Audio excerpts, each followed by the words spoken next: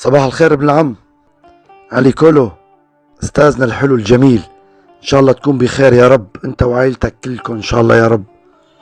وجهت رسالة المرة الماضية للشعب الكردي من خلالك، الشعب الكردي العظيم، بمناسبة توحيد الكلمة بالمؤتمر العام. اليوم حابب وجه رسالة إلى القيادات الكردية في سوريا. حابب قلين أرجوكم كونوا على كلمة واحدة وصف واحد وقرار واحد. أنتم أمام فرصة تاريخية لا تكرر. من بعد نضال الشعب الكردي مئات السنين، وشو صار له من قهر وتهجير واختباء وخوف.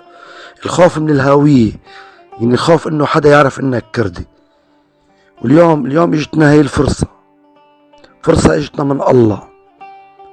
كونوا متوحدين بكلمتكم، وخلفكم شعبكم كلنا يخلفكم، كلنا وراكم، ايدنا بايدكم.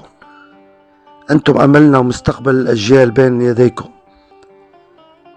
يعني بتمنى يوم قول انا كردي بدون ما اخاف. يعني تخيل لوين بتمنى. اليوم كل اكراد سوريا مصيرهم مستقبلهم بين ايديكم. بعرف ان مسؤولية صعبة وبوقت صعب، بس المسافة بين الحق والباطل بالموقف بس كلمة، وهي الكلمة بتعمل فرق كبير كتير كتير. نحن معكم بقلوبنا وعقولنا ودعائنا.